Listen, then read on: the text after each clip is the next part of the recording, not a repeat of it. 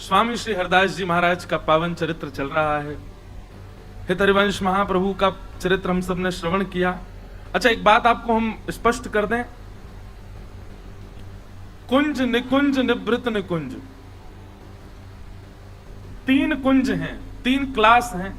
आज की आधुनिक भाषा में समझो, कुंज में सबका प्रवेश है, सबको अधिकार है कि आप आ सकते हो, और कुंज में यदि आपका अधिकार उचित लगा तो आपको निकुंज में प्रवेश मिलेगा, और निकुंज में आपकी सुदृढ़ता दिखी तो आपको निवृत्त निकुंज में प्रवेश मिलेगा।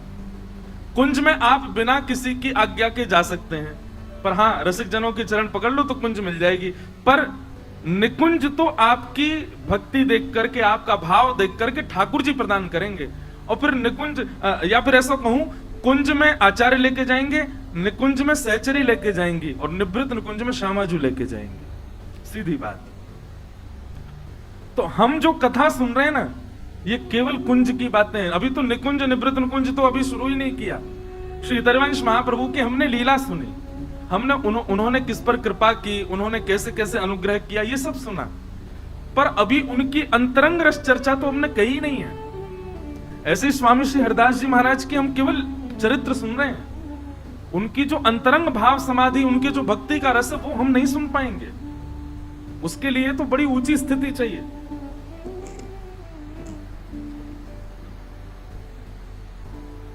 हम तो केवल आचार्यों का चरित्र सुन रहे हैं, उनकी भाव राज्य की जो स्थिति है वो निकुंज है, उसमें इतनी आसानी से प्रवेश नहीं मिलेगा।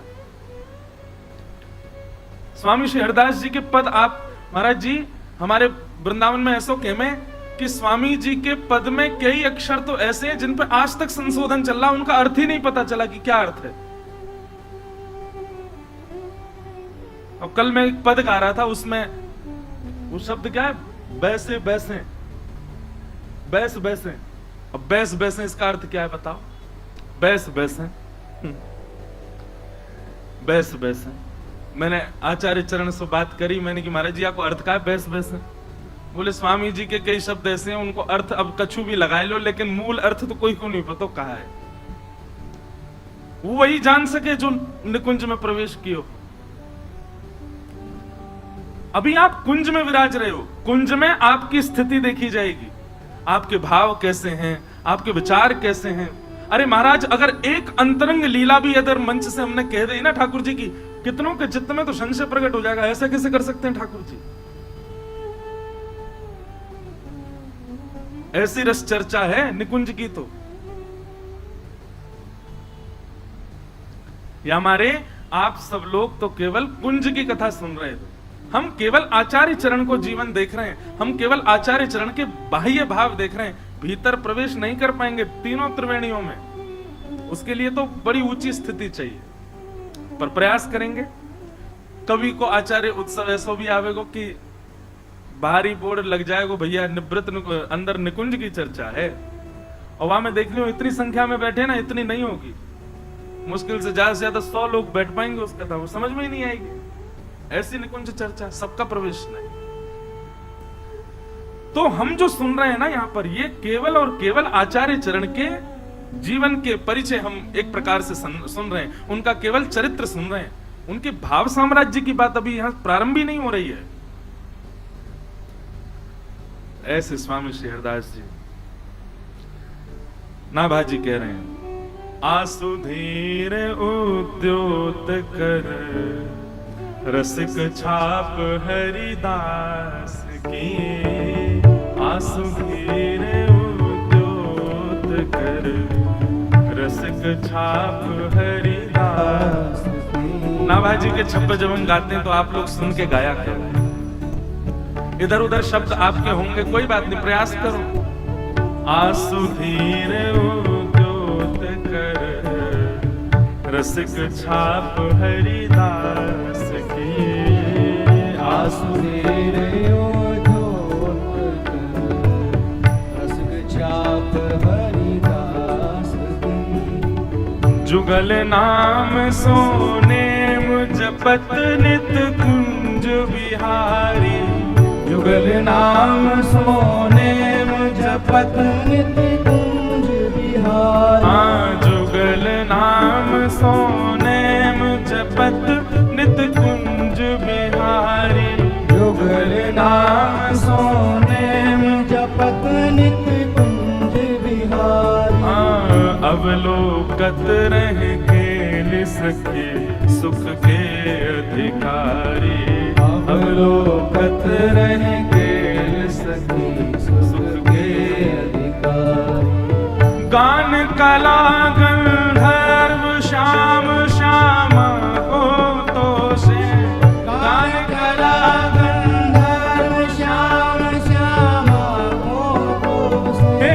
गान कला गंधर्व श्याम श्यामा को तो से। गान कला गंधर्व श्याम श्यामा को से। उत्तम भोग लगाए मोर मरकट तिम पोषे। उत्तम भोग लगाए मोर मरकट तिम पोषे। उत्तम भोग लगाए मोर मरकट तिम पोषे। उत्तम भोग लगाए मोर मरकट तिम पोषे। निपति द्वार ठाड़े रहे दर्शन आशा जास की। निपति द्वार ठाड़े रहे दर्शन आशा जास की। निपति द्वार ठाड़े रहे अरे दर्शन आशा जास की। निपति द्वार ठाड़े रहे दर्शन आशा जास की। आसुधीर उद्योत कर रसिक छाप हरिदास की। आसुधीर उद्योत कर रसिक छाप हरिदास की। निपति द्वार ठाड़े रहे दर्शन आशा जास की। निपति द्वार ठाड़े रहे दर्शन आशा जास की। आसुधीर उद्योत कर रसिक छाप हरिदास की। आसुधीर रसिक छाप हरिदास की। बोलो प्रेम से कुंज बिहारी कुंज बिहारी कुंज बिहारी। आसुधीर उद्योत कर रसिक छाप हरिदास की। कल हमने श्रवण किया स्वामी श्री हरिदास जी महाराज को रसिक की छाप कौन ने दी है? किशोरी जी ने दी है। रसिक छाप, ये रसिक शब्द केवल स्वामी जी के लिए प्रयोग किया गया है। जो रस में डूबे हुए हैं उनको रसिक नहीं कहते। रसिक कौन है? बोले जो दूसरे को भी रस में डुबावे की क्षमता रखे वो रसिक हैं। वाकु रसिक कहें। सब रसिक नहीं होते। जो रस में डूबा भयो है वो रसिक नहीं, जो दूसरे को भी रस प्रदान करे वो रसिक है। वो श्री स्वामी हरिदास जी महाराज रसिक छाप हरिदास की। नृपति द्वार थाने रहे दर्शन आशा जास की। आसुधीर उद्योत कर रसिक छाप हरिदास की। बड़े बड़े द्वार पर महाराज राजा खड़े रहते हैं, लेकिन स्वामी जी महाराज कभी अपने ठाकुर जी की सेवा नहीं छोड़ते। बड़े बड़े द्वार पर खड़े रहते हैं, बड़े बड़े आकर के सोहनी लगाते हैं निधिवन राज में। स्वामी जी को पता भी नहीं होता कहां का राजा आया और निधिवन में सेवा करके चला गया। स्वामी जी तो अपने कुंज बिहारी लाल की सेवा में ही नित्य रहते हैं और वही उनका सर्वधन है। हमारी स्थिति अलग है। हमको नेक पता चल जाए कि रिझावे वालों कोई व्यक्ति आया ऐसे काम बनेगा, ठाकुर जी नेक दे, तुम इंतजार करो या से मिलके आवे। स्वामी जी की स्थिति ऐसी नहीं। स्वामी जी तो अपने ठाकुर जी में सदा आनंदित रहते। कई चरित्र आते हैं स्वामी जी के संदर्भ में, जैसी जैसी कृपा बिहारी जी ने करी, कौन कौन पर कैसी कैसी कृपा करी। उनमें एक बड़ी सुंदर कथा आती है। श्री जगन्नाथपुरी के माधवदास जी की। हमने बहुत बार कथा में सुनाई है अपने में, पर श्री माधवदास जी का एक बहुत सुंदर प्रसंग आता है कि आप श्री एक दिन ठाकुर जी से बोले जगन्नाथ भगवान से कि हम ब्रज जा रहे हैं दर्शन करने ब्रजमंडल का। तो श्री जगन्नाथ भगवान बोले हमको भी लेकर के चलो, हमको भी संग लेकर के चलो।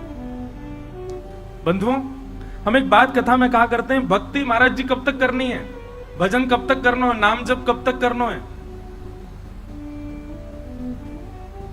हम ठाकुर जी के पीछे दौड़ रहे हैं तब तक तो ये समझो कि अभी भक्ति को चरम उत्कृष्ट फल हमको मिलो नहीं, लेकिन ठाकुर जी हमारे पीछे पीछे चल रहे हैं। तू जहां जाएगा वहीं चलूंगा, तू जहां जाएगा वहीं रहूंगा, तू जैसे खवाएगा वैसे रहूंगा, तेरे बिना ना रहूंगा।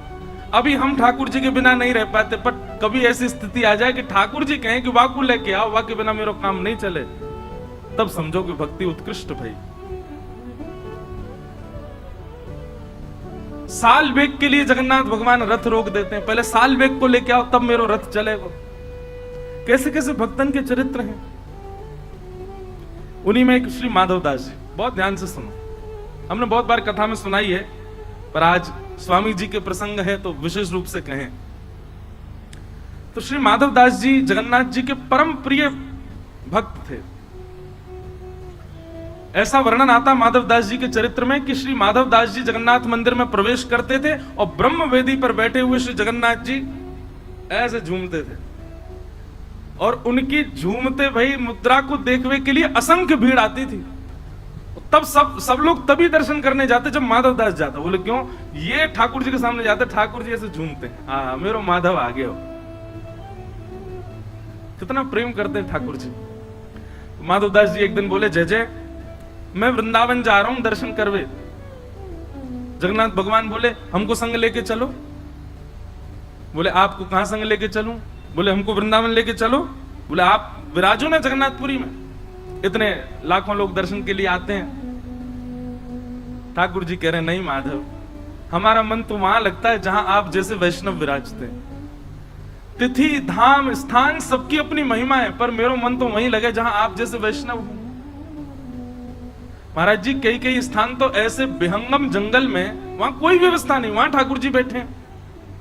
अभी हम पंढरपुर होके आए, महाराष्ट्र में बिल्कुल अंदर प्रवेश कर जाओ तब जाकर के चंद्रभागा नदी के तट पर, वहां कोई बारिश भी बढ़िया से नहीं होती। वहां पे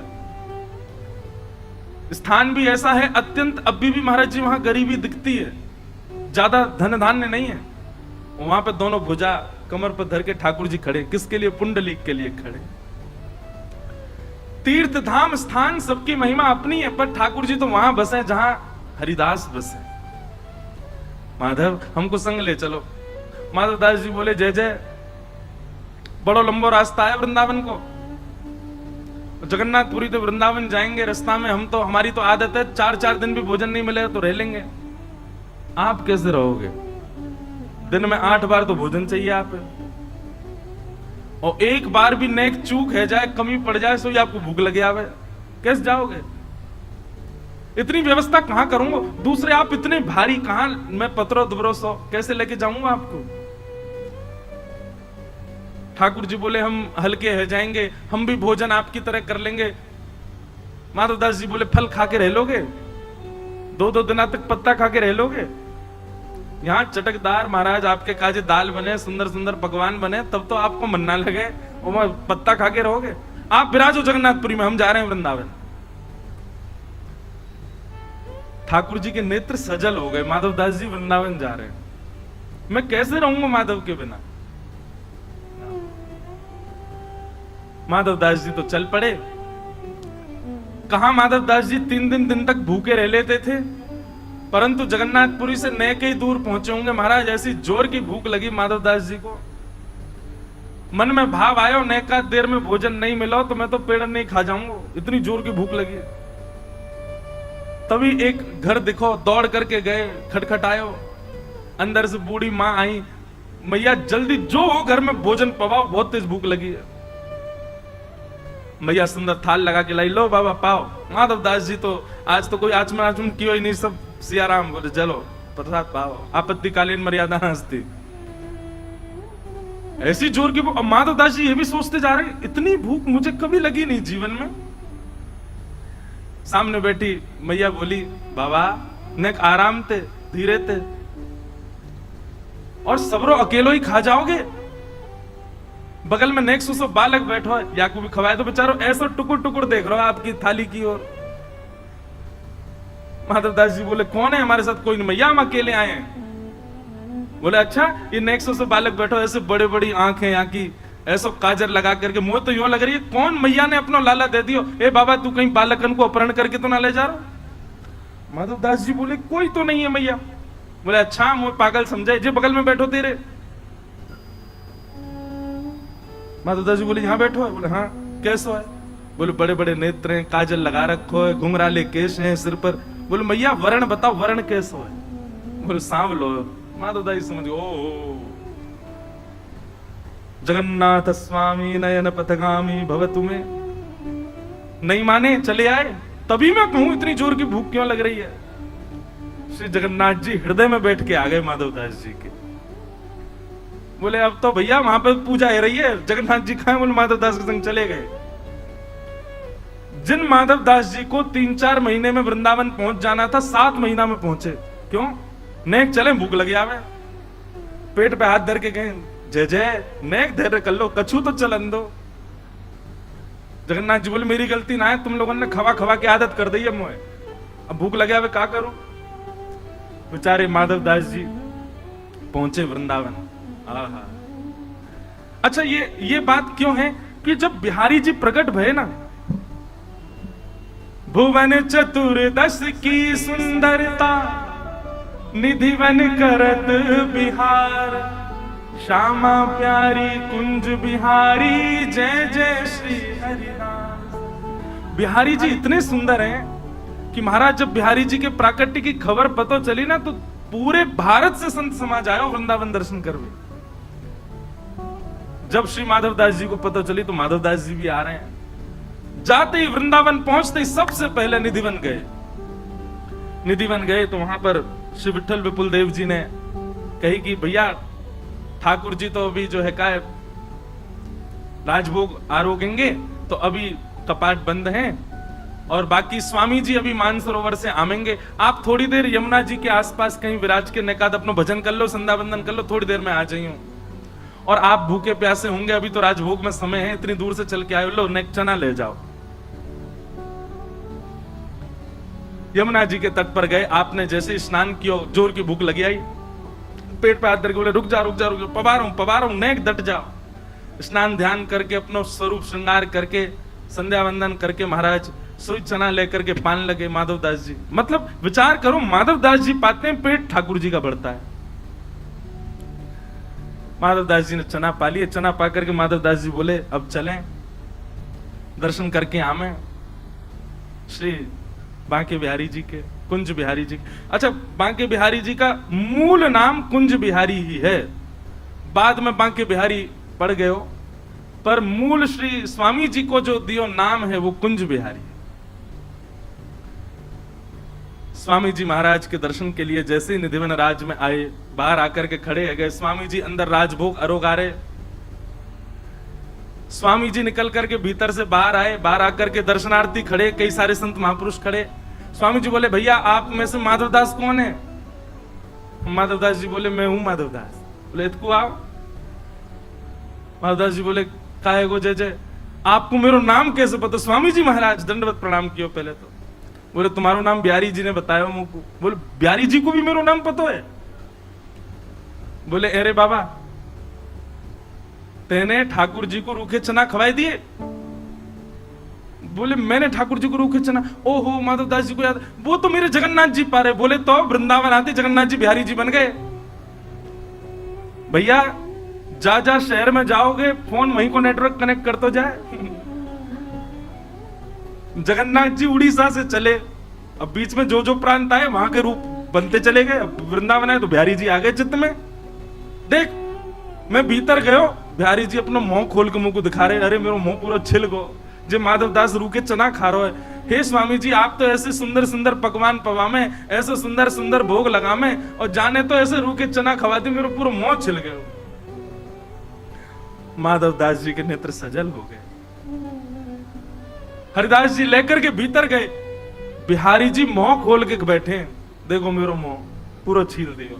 माधव दास जी कान पकड़े, अरे जय जय, आपके तो महलन के ठाकुर जी हैं, आपके तो गोद के ठाकुर जी हैं, लेकिन स्वामी जी ज्यादा बिगाड़ो मत इनको, ने का अभ्यास कराए करो, सब भाव से रहे।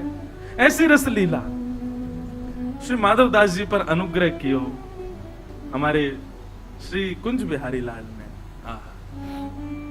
यहां बिहारी जी भी आनंदित है गए, श्री माधव दास जी भी आनंदित है गए, और हमारे स्वामी श्री हरदास जी महाराज ने माधव दास जी को हृदय से लगा लिया। बोले आपकी भक्ति बड़ी ऊंची है, आपके हृदय में बैठ के स्वयं जगन्नाथ जी चल रहे हैं, आपके हृदय में बैठ के हमारो बिहारी जी बैठो है, बड़ी ऊंची बात है। खूब देर रस चर्चा चली, और वही रस चर्चा को आनंद दोनों आचार्य ने लियो, ऐसी रस भावना की बात बताई गई। महाराज जी, स्वामी जी को एक बहुत सुंदर स्वरूप बताया गया है आचार्य ने।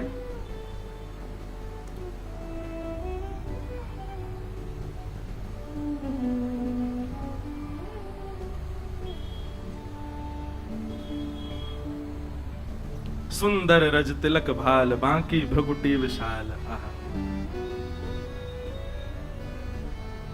बिहारी जी को देखें और स्वामी श्री हरदास जी को देखें, कोई के हृदय में कितना संशय हो, कितने कैसे भाव हो, सब समान है जाते। अरे बिहारी जी के जब दर्शन अनवसर रहते ना, तो लोग स्वामी जी को ही देखते रहते, ऐसा सुंदर स्वरूप उनको, ऐसे सुंदर भाव उनके। एक बहुत सुंदर श्री रसिक भगवत जी ने, भगवत रसिक देव जी ने स्वामी जी के रूप को वर्णन किया, स्वामी श्री हरदास जी के रूप को। सुंदर रज तिलक भाल, बांकी भ्रगुटी विशाल। सुंदर रज तिलक भाल, बांकी भ्रगुटी विशाल। सुंदर रज तिलक भाल, बांकी भ्रगुटी विशाल। सुंदर रज तिलक भाल, बांकी भ्रगुटी विशाल। रत्नारे नैन नेर भरे दरस पाऊं। रत्नारे नैन नेर भरे दरस पाऊं। हे सुंदर रज तिलक भाल, बांकी भ्रगुटी विशाल। सुंदर रज तिलक भाल, बांकी भ्रगुटी विशाल। सुंदर रज तिलक भाल, बांकी भ्रगुटी विशाल। सुंदर रज तिलक भाल, बांकी भ्रगुटी विशाल। बारों छवि चंद बदन, बारों छवि चंद बदन। बारों छवि चंद बदन, बारों छवि चंद बदन। शोभा से कुसुम सदन। शोभा से सिंधु सदन। शोभा सुख सिंधु सदन। शोभा से नासावर कीर कोटि का, सावर कीर कोटि। काम को रजाऊं। सुंदर रज तिलक भाल, बांकी भ्रगुटी विशाल। सुंदर रज तिलक भाल, बांकी भ्रगुटी विशाल। अच्छा, कोई के मन में ये बात आ रही हो कि भैया लाल जी के रूप को वर्णन होना चाहिए, और ये आचार्य के ऐसे रूप को वर्णन कि माथे पर ऐसा तिलक रज को लगाया है, भ्रगुटी ऐसी टेढ़ी करके बैठे हैं मानो इन पर चंद्रमा बार दूं। ये आचार्य को ऐसा वर्णन क्यों किया जा रहा है? क्योंकि भैया भक्तमाल के श्रोता ठाकुर जी हैं। ठाकुर जी के रूप को वर्णन करोगे तो ठाकुर जी कहेंगे भाई मोह ये मेरो ही रूप बता रहे हो, मोह सुनानो तो मेरे वैष्णवन को रूप बताओ, मेरे भक्तन को जस गाओ। या हमारे श्री स्वामी जी के या पद को विशेष लियो आज। अधर अरुण दसन पार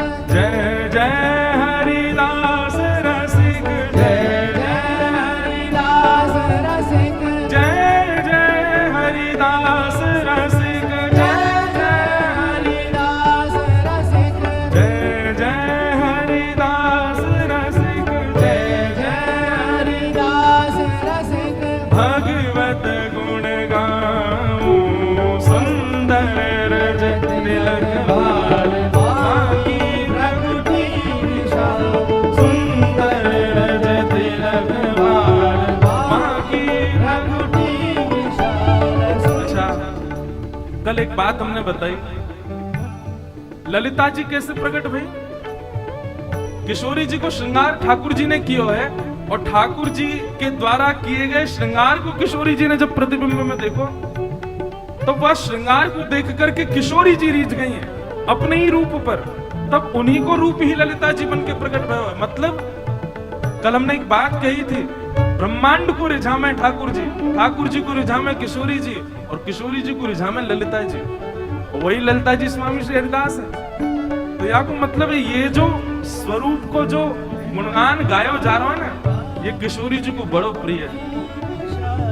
स्वामी श्री हरिदास जी के रूप को चिंतन, रूप को भाव जो भगवत रसिकदेव जी यहाँ गा रहे हैं, या को सुनकर के श्री किशोरी जी आनंदित हो रहे हैं। जय जय हरिदास रसिक, जय जय हरिदास रसिक, जय जय हरिदास रसिक, जय जय हरिदास रसिक, जय जय हरिदास रसिक, जय जय हरिदास रसिक, भगवत गुण गाऊं, सुंदर रज तिलक भाल बाकी भ्रगुटी विशाल, सुंदर रज तिलक भाल बाकी भ्रगुटी विशाल, सुंदर रज तिलक भाल बाकी भ्रगुटी विशाल, सुंदर रज तिलक भाल बाकी भ्रगुटी विशाल, बाकी भ्रगुटी विशाल, बाकी भ्रगुटी विशाल। ऐसा स्वामी जी को स्वरूप है। बिहारी जी को दर्शन करके सबन को सुख मिले, पर स्वामी जी को दर्शन करके सबन को समाधान मिले, ऐसा स्वामी जी को रूप है। अनेक रसिक जन आवे स्वामी जी के पास बैठ करके स्वामी जी से रस चर्चा करें, तभी एक घटना ब्रजमंडल में घटी, बहुत ध्यान से सुनियो। एक घटना ब्रजमंडल में घटी, और ये घटना कैसी भाई? अष्ट सखान में एक सखा है श्री कृष्णदास जी। क्या नाम है? आप लोगों ने यदि हमारी पहले कथा सुनी होगी तो कृष्णदास जी का एक पद हम बहुत गाते हैं, मेरो मन गिरधर छवि पे अटलो। ये श्री कृष्णदास जी का पद है। तो कृष्णदास जी मंदिर के अधिकारी, श्रीनाथ जी मंदिर गोवर्धन के, बहुत ध्यान से सुनियो, बड़ी सुंदर चर्चा है। तो कृष्णदास जी गोवर्धन मंदिर के अधिकारी, गिरिराज जी श्रीनाथ जी के अधिकारी। तब श्रीनाथ जी गोवर्धन में विराजते थे, फिर बाद में यहां आ गए उदयपुर के पास। तो कृष्णदास जी को नियम हतो, वो नित्य जल की सेवा मंदिर की करते और स्वयं जाते, कुआं से जल लेकर के आते और लाकर के मंदिर सेवा में पधराते। एक दिन श्रीनाथ जी ने प्रत्यक्ष प्रकट है करके, श्रीनाथ जी तो प्रकट ही थे, बात करते थे अष्ट सखाओं से। ठाकुर जी ने कही, बोले कि हे कृष्णदास, अब तुम वृद्ध रह गए हो, आप अब सेवा करनी धीरे धीरे कम कर दो, इतनी भोर में जाओ जल लेकर के आओ, हमको बड़ा श्रम हो गया आपको देख करके। कृष्णदास जी बोले, हमारी करनी को कितने सारे लोग देख करके पालन करते हैं, यदि हम ही हाथ पे हाथ धर के बैठ जाएंगे तो बाकी के लोगों को क्या प्रेरणा मिलेगी? इसलिए जय जय हमको सेवा करने दो, आप हमको रोको मत। ठाकुर जी बोले, जैसी तुम्हारी राजी। और एक दिन कैसा हुआ कि श्री कृष्णदास जी जल भरने के लिए कुआं पे गए, और जैसे ही जल भर करके बाहर निकाल रहे, आप श्री का पैर फिसल गया और कुआं में गिर गए। और कुआं में गिर करके श्री कृष्णदास जी के भगवत धाम गमन हो गया, भगवत धाम गमन हो गया। आश्चर्य की बात ये तो थी, दुखद घटना थी कि भैया एक परम वैष्णव भक्त भगवत धाम को प्रस्थान कर गए, पर चर्चा का विषय ब्रजमंडल में यह बना हुआ था कि एक परम वैष्णव की, एक परम भागवत की, एक ऐसे दिव्य महापुरुष की इस प्रकार से मृत्यु होना लोगों का भक्ति से विश्वास उठाने जैसा लग रहा था। सब जगह ये चर्चा होने लगी। बोले कि क्या फायदा ठाकुर जी का नाम जप करने का, क्या फायदा इतनी सेवा करने का, क्या फायदा इतना भजन करने का। कृष्णदास जी को देखो, कुआं में गिर गए, प्राण निकल गए। अरे कम से कम प्राण जाते तो कम से कम ऐसे तो कि सही तरीका से जाते, इस प्रकार ये तो अकाल मृत्यु जैसी है। अब तरह तरह की बात ब्रजमंडल में घूमने लगी। ऊपर से किसी ने एक बात और जोड़ दी। बोले क्या? बोले वो तो भूत और बन गए।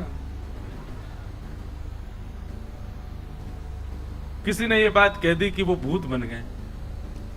अब जब बात फैलती है ना, तो मानव का ऐसा स्वभाव है, साइकोलॉजी है ऐसी कि वो उस चीज को घर कर लेता है। अच्छा, एक तो अकाल मृत्यु, भूत और बन गए।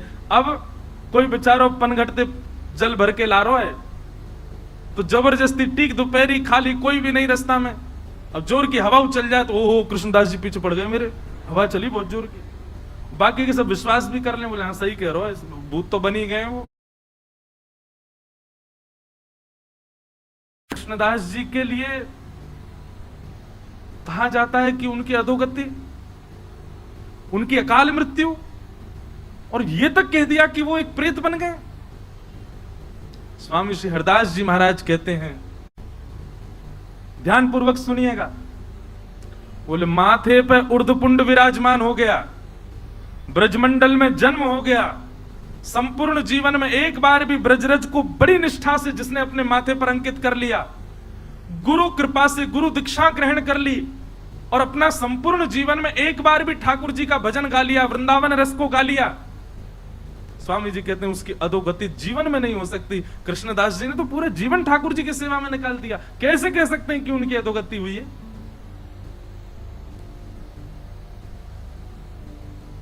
स्वामी जी को बहुत चिंता हुई इस बात को सुनकर के, ये तो गलत है। महाराज जी वर्णन ऐसा है स्वामी जी के रस भावन में कि श्री हितरवंश महाप्रभु गोपाल भट्ट गोस्वामी जी हमारे श्री गोपीनाथ जी और श्री गोविंद देव जी को प्रकट करता, श्री रूप सनातन जी और श्री हरिराम व्यास जी, ऐसे अनेक रसिक जन सब आए निधिवन में। और निधिवन में एक पूरी गोष्ठी बैठी कि भैया ऐसे ऐसे ये तो भक्ति पर प्रश्न चिन्ह उठ रहा है, कृष्णदास जी की अधोगति हो गई, वो प्रेत बन गए, बड़ा लोग बाग तो भक्ति करने से डर रहे हैं, मंदिर जाने से यूं कह रहे हैं कछु फायदा ना है भैया, कृष्णदास कुआं में गिर गो। स्वामी जी बोले अब हम ही को कुछ करना पड़ेगा। तो बोले क्या करें? ब्रजवासीन की मंडली बुलावें कि सब ब्रजवासीन को बुलावें, 84 को उसमें निमंत्रण भेजें कि सब निधिवन में आओ, पंगत पावे, तब आपका चुप प्रवचन करो। स्वामी श्री हरदास जी बोले ना, ब्रजवासीन से कहा लड़नो, ब्रजवासीन को कहा समझानो, अब तो लड़ेंगे हम श्रीनाथ जी से, श्रीनाथ जी से लड़वे जाएंगे।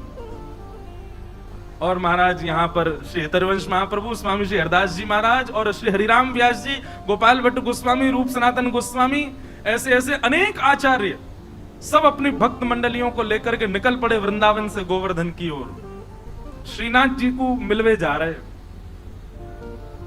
महाराज जी इतनी प्यारी चर्चा है,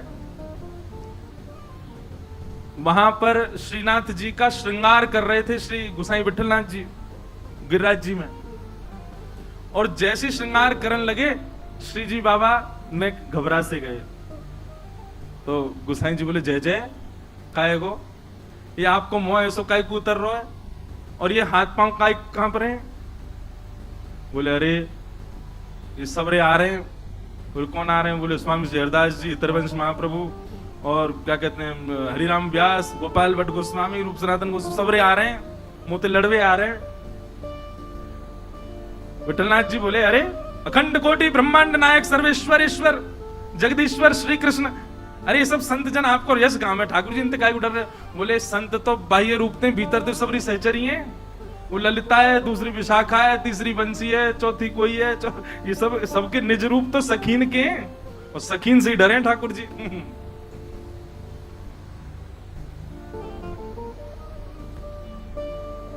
स्वामी श्री हरदास जी महाराज और सब रसिक जन जा रहे हैं, पूरा वृंदावन और जो जो गांव बीच में पड़े सब जगह महाराज स्वागत सत्कार होवे, सब लोग आकर के प्रणाम करें। अब फोन तो थे नहीं, फोटोज तो थे नहीं कि भाई सबन को बस नाम सुने सबने स्वामी श्री हरदास जी, नाम सुने सबन ने गोपाल भट्ट गोस्वामी, नाम सुने हरिराम व्यास। अब जो जो गांव ते निकले तो गांव बारे बेचारे हाथ जोड़ खड़े, अब ये ना पता है कौन सो कौन। तो हरिराम वाणी में लिखो महाराज जी, चर्चा में हरिराम व्यास जी आगे आगे जा रहे हैं और आगे आगे जाके बता रहे हैं, सुनो पतरे से होंगे ऐसो यहाँ नाक तिलक लगा रखो, वो स्वामी श्री हरदास जी हैं, श्री बिहारी जी को जिनने प्रकट कियो, और उनके संग आ रहे होंगे, उनको ऐसा तिलक होगा, वो श्री हितरवंश महाप्रभु हैं, और श्री गौड़िया वैष्णव संप्रदाय तिलक गोपाल भट्ट गोस्वामी है, वो रूप सनातन गोस्वामी है, उनने वो ठाकुर जी प्रकट किए, उनने वो ठाकुर जी प्रकट, श्री हरिराम व्यास जी सबन को परिचय दें। तो जब सब रसिक जन आवे तो सब ब्रजवासी भोले बारे सबन को प्रणाम करें। और फिर एक के बोले कि हमने तो सुनी एक हरिराम व्यास भी आए हुए, वो कहाँ है? हरिराम व्यास जी तो परिचय देते, तो फिर स्वामी जी परिचय देते, आपके बगल में जो खड़े हैं जुगल किशोर को जिनने प्रकट किया, हरिराम व्यास है। कैसी मधुर चर्चा है, आहा, गामन में जामे वहीं बैठ जाएं, फिर वहां के सब लोगन की शंका को समाधान ब्रजवासी आकर के अपने निवेदन करें, भाव स्वामी जी सबके भाव बतावें, कभी हितरवंश महाप्रभु कोई की शंका को समाधान करें। ऐसे सब भ्रमण करते करते गोवर्धन जा रहे हैं। उद्देश्य क्या था कि लोगों के चित्त में भक्ति के प्रति भय उत्पन्न हो गया है, वो भय निवृत्त होना चाहिए। आचार्य चरण अपने अपने ठाकुरन को छोड़ करके सेवा में निकल पड़े। राधा कुंड पहुंचे और जैसे ही राधा कुंड पहुंचे, श्रीनाथ जी को श्रृंगार चल रहा है, विठलनाथ जी श्रृंगार कर रहे हैं,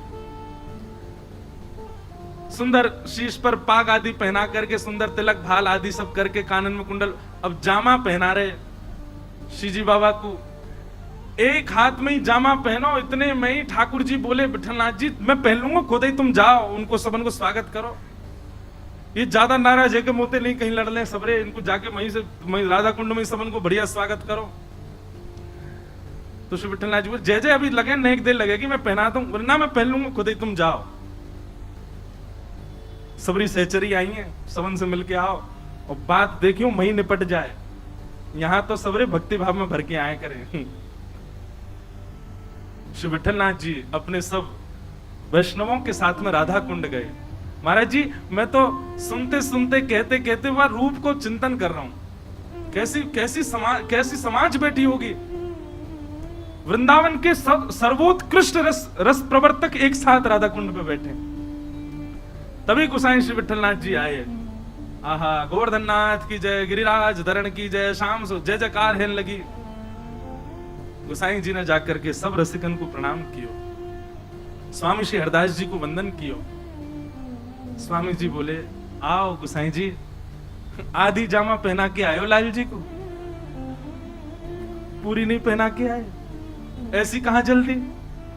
अरे नहीं, बढ़िया थे तैयार करके आते, हम कछु कह थोड़ी रहे, मिलवे तो आए, ऐसो काब है।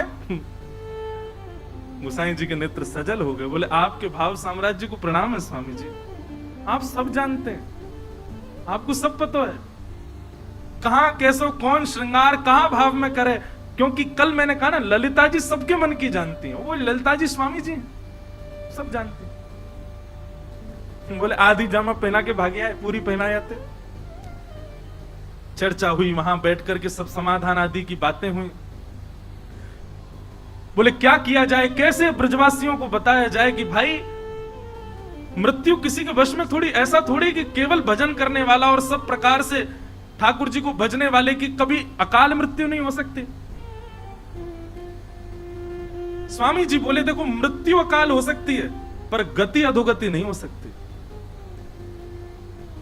ये हम डंके की चोट पर कह रहे हैं और जब तक हैं तब तक कहते रहेंगे। एक बार जिसने अपने जीवन में कुंज बिहारी श्री हरदास कहा होगा, एक बार श्री गिरिराज जी के चरणों में नतमस्तक हो गया होगा, एक बार उर्धपुंड अपने माथे पर पधरा दिया होगा, ब्रजमंडल में जन्मा होगा, ब्रजमंडल में मृत्यु प्राप्त की होगी, उसकी अधोगति नहीं हो सकती। हमारे वृंदावन के रसिक जन तो गाते हैं,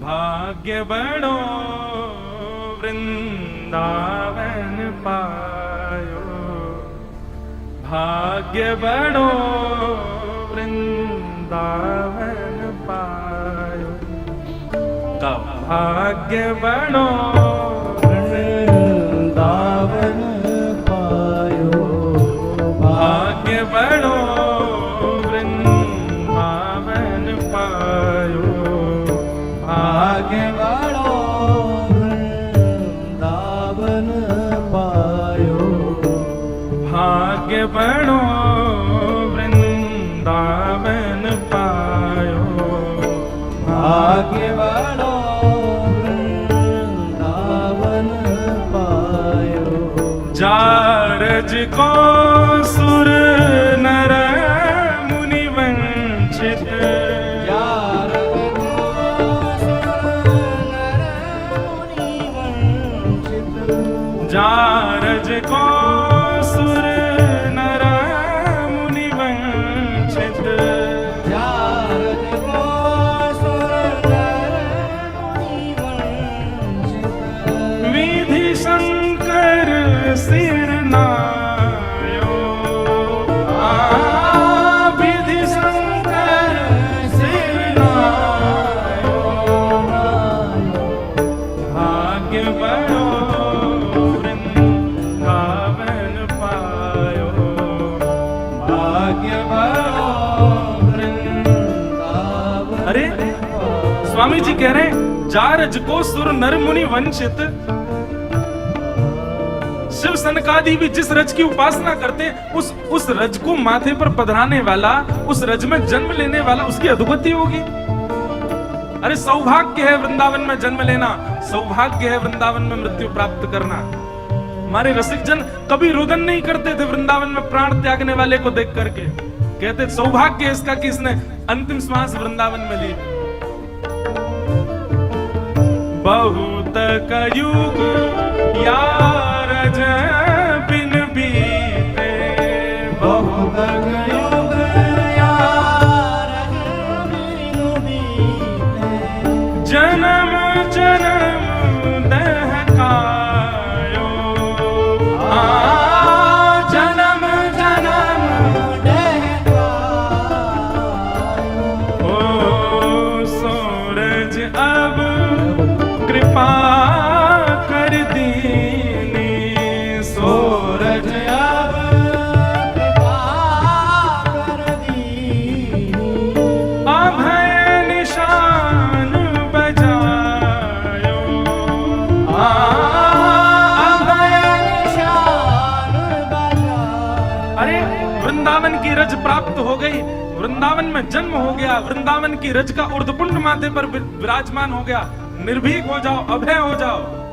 क्या यमलोक, क्या यमदूत, क्या अधोगति, क्या प्रेतियोनि, सब दूर रहते हैं। अरे मुक्ति कहे गोपाल से मेरी मुक्ति बताओ। ठाकुर जी कह रहे हैं ब्रज में पड़ी रहे, ब्रज रज उड़ मस्तक पड़े, मुक्ति मुक्त है जाए। और आप सब कह रहे हैं कि उस ब्रज में प्राण त्यागने वाले कृष्णदास उनकी अधोगति हुई है। भाग्य बड़ो वृंदावन पायो भाग्य बड़ो वृंदावन पायो आए मिलो परिवार आपनो आए मिलो परिवार आपनो हरि हंस कंठ लगायो हरि हंस कंठ लगायो ओ श्यामा श्याम जो बिहारत दो श्यामा श्याम जो सब लोग गाइए पीछे ताब भलो बनियायो नाम भलो बनयायो ओ सखी समाज मिलायो सखी समाज मिलायो ओ सो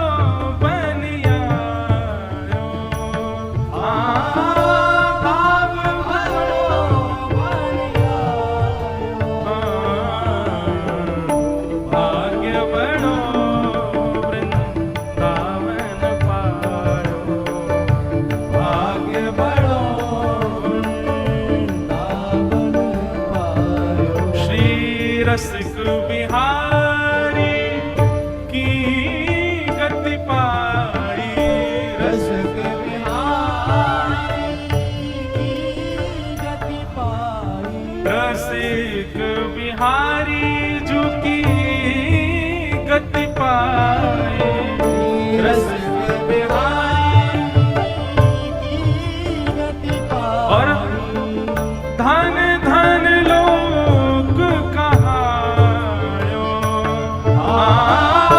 धन धन लोक कहायो, भाग्य बड़ो वृंदावन पायो, भाग्य बड़ो वृंदावन पायो, भाग्य बड़ो वृंदावन पायो, ओ भाग्य बड़ो वृंदावन पायो। श्री रसिक बिहारी की गति पाई, रसिक बिहारी की गति पाई, धन धन लोक कहायो, धन धन लोक कहायो, भाग्य बड़ो वृंदावन पायो, भाग्य बड़ो वृंदावन पायो, वृंदावन पायो, वृंदावन पायो, वृंदावन पायो। वृंदावन पायो। अरे वाह, ब्रज में प्राण त्याग वाले की अधोगति ऐसा क्या? कभी नहीं। स्वामी जी महाराज इस बात को कह रहे थे, तभी श्री विठलनाथ जी बोले कि जय जय, आपकी बात तो सही है, पर आपने जो ये भाव कहे ये भी उचित है, पर ये बात समाज को कैसे समझाई जाए? समाज को तो प्रमाण चाहिए। आप तो रज की महिमा कह रहे हो, आप तो ब्रज की महिमा कह रहे हो, ब्रज रज की महिमा समाज कैसे समझेगो? गोसाई जी बोले यहीं बैठे बैठे बात करोगे कि जामा आधो पहना के आए उनके पास लऊ चलोगे? अब ले चलो। और सब रसिकन को श्री विठलनाथ जी लेकर के जतिपुरा आए।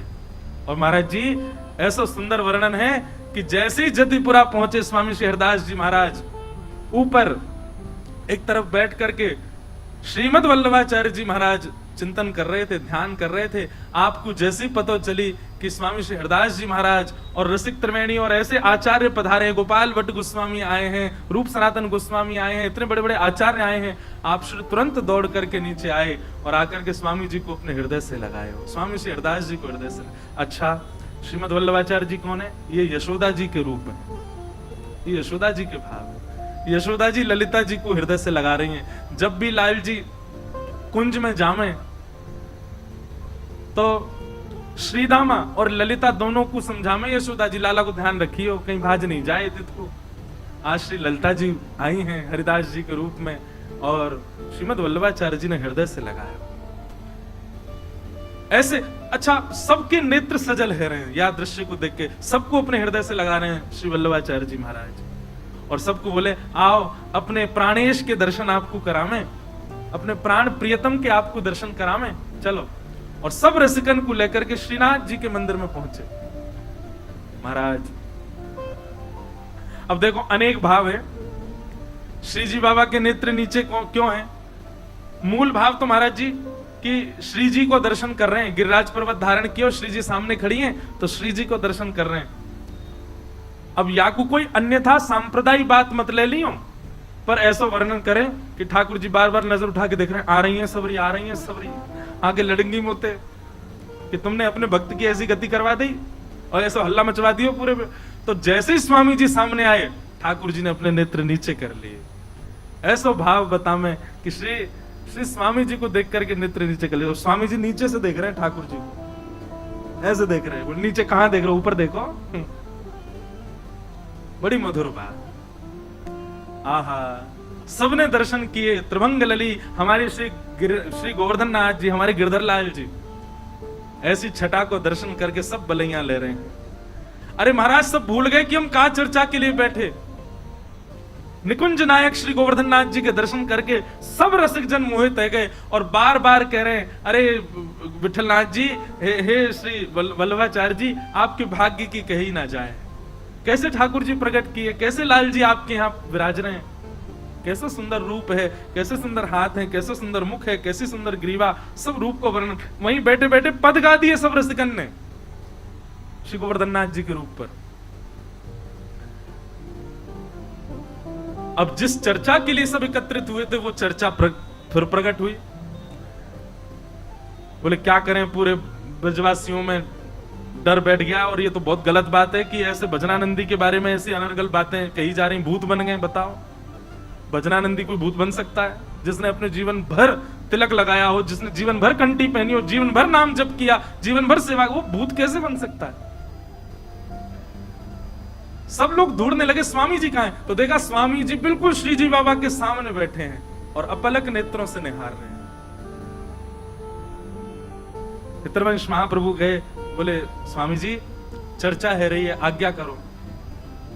स्वामी जी ठाकुर जी को देखते देखते अपलक नेत्रन से बोले, 4 घड़ी के भीतर भीतर उत्तर आ जाएगा, कृष्णदास कहां है। 4 घड़ी प्रतीक्षा करो, 1 घड़ी में 24 मिनट होते हैं। और ऐसा कहकर के स्वामी जी तो अपनी लीला में चले गए। ललिता जी हैं, निकुंज नायक दिख गए तो कहां रुके, वो तो चली गई लीला में। बस यूं कहे 4 घड़ी प्रतीक्षा करो। इतने में ही एक कान्हा नाम का ग्वारिया दौड़ा दौड़ा आया। अरे अचंबा है गो, आश्चर्य है गो, अरे अरे भैया आज मैंने कछु देख लियो, कछु देख लियो। दौड़ा दौड़ा विठल नाथ जी के पास, वल्लभाचार्य जी के पास आयो। सब रसिक जन बैठे, सबने पूछी भैया कहा देखे आयो? हाँ फन लगो। बैठ गयो, बैठ करके बोलो, अरे मैं श्रीनाथ जी की गैया चरावे जाऊं। विठल नाथ जी ने सबको परिचय दियो, बोले हमारो ग्वारिया है, ठाकुर जी की गैया चरावे जावे। कहा देख लियो भैया? बोले जय जय, मैं गैया चरावे गयो और गिरिराज जी तो नेक दूर ही गयो और वहां मैंने कहा देखो। बोले कहा देखो? बोले दूर दूर कृष्णदास जी डोल रहे। सबके चित्त में भय आ गया। बोले कहीं ये सत्य तो नहीं है कि वो भूत ही बन गए? बोले अच्छा कृष्णदास जी देखे? बोले हाँ मैंने कृष्णदास जी देखे। अब मैं तो उनको देख के भाजन लगो, वो तो पता ही भूत बन गए। पर वो मेरे सामने आकर खड़े हो गए और सामने आकर के बोले कहां भाग रहे हो? बोले अरे आप तो भूत बन गए हो, आप तो डर गए। अरे कोई भूत भूत ना बनो भैया, ये सब बात ऐसी बना दी है। बोले आपकी मृत्यु तो है? बोले हाँ मैं ठाकुर जी की सेवा में हूं। और बोले उन्होंने मुझको प्रत्यक्ष बतायो कि भैया ठाकुर जी ने मोकू अपनी गौचारण लीला में प्रवेश करा लियो है। कृष्ण और बलराम यहीं आगे ही एक कुंड पे बैठे हैं, उनकी गैया खो गई है, वहां को ढूंढतो मैं जा रहा हूं। कृष्णदास जी गैया ढूंढ रहे हैं। बोले मेरी कोई अधोगति ना भैया, भैया मैं तो कृष्ण बलराम के संग गैया चरा रहा हूं। सब लोग बोले प्रमाण क्या? बोले प्रमाण ये कि कृष्णदास जी वयोवृद्ध थे जब पधारे थे, पर मैंने आज उनको दर्शन किया, वो तो बिल्कुल जुवान दिख रहे और ग्वारियान जैसे डोल रहे। मैंने उनसे कही कि भैया मैं सबन को जाकर के बताऊं, वो मेरी बात पे कौन भरोसा करेगा? तो कृष्णदास जी ने मुझको एक बात बताई है। विठलनाथ जी बोले कहा बताई?